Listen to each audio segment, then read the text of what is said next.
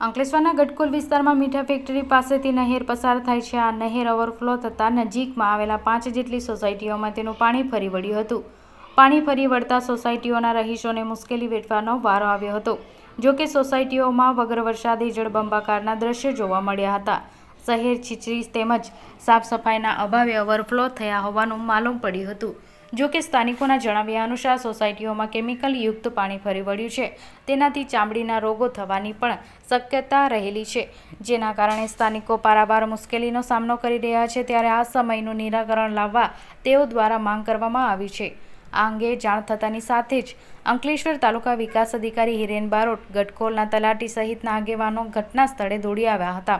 આ તપાસ કરી હતી। અંકલેશ્વર તાલુકા વિકાસ અધિકારી હિરેન બારોટના જણાવ્યા અનુસાર નહેર છીછરી હોવા સાથે તેની સાફ સફાઈ કરાવવા આવી ન હતી, જેના કારણે આ સમસ્યા સર્જાઈ છે અને ત્યારે આવનાર સમયમાં આ સમસ્યાનું નિરાકરણ લાવવામાં આવશે।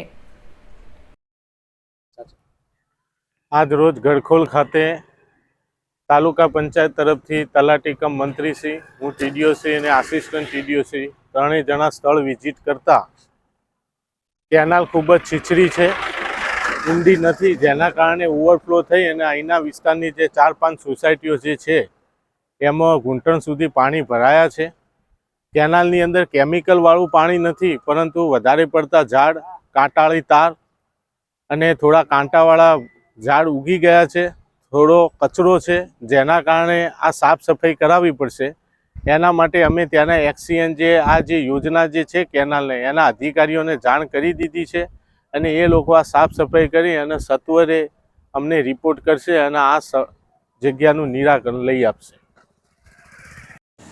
मेरा नाम है जितेंद्र यादव। मैं ओम साई रेसिडेंटी में रहता हूँ और नहर के पानी ओवरफ्लो हो गया है और इसके पानी से केमिकल वाला पानी आ रहा है। इसमें पानी से बहुत प्रॉब्लम हो रहा है और बच्चों को स्कूल जाने में भी प्रॉब्लम आ रही है। पानी में बहुत बड़ा इन्फेक्शन है, केमिकल का पानी है।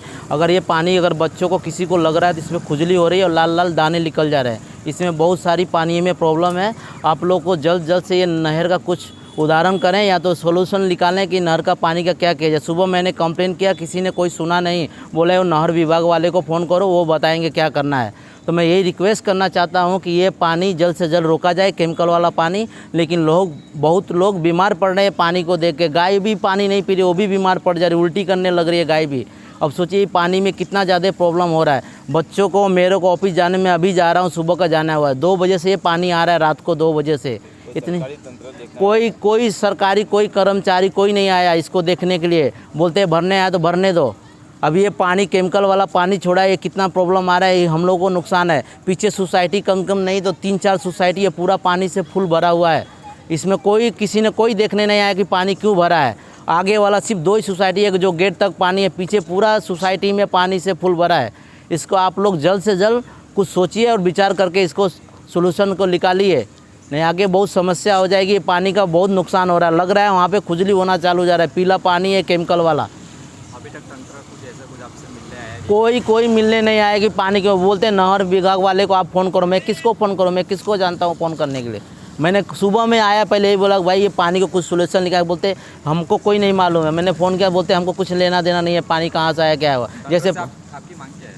हमारी मांग यही है कि ये पानी का सोल्यूशन निकाला जाए, केमिकल वाला पानी नहीं आए, नहीं बच्चे और बूढ़े कोई भी हो, सबको ये पानी को इन्फेक्शन हो रहा है और बीमार पड़ रहे हैं।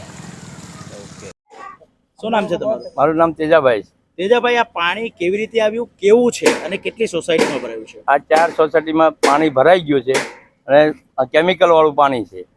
નહેર તૂટી ગઈ છે, નહેરમાંથી પાણી અહીં નીકળી ગયું છે બધું। કેવી અસર થઈ રહી છે અહીંયા? બધાને खुजली आ गई, सबको खुजली है पानी से वजह से। તંત્ર પાસે તમારી શું માંગ છે? तंत्र पास पानी बंद करो, ये नहर रिपेयर कराओ।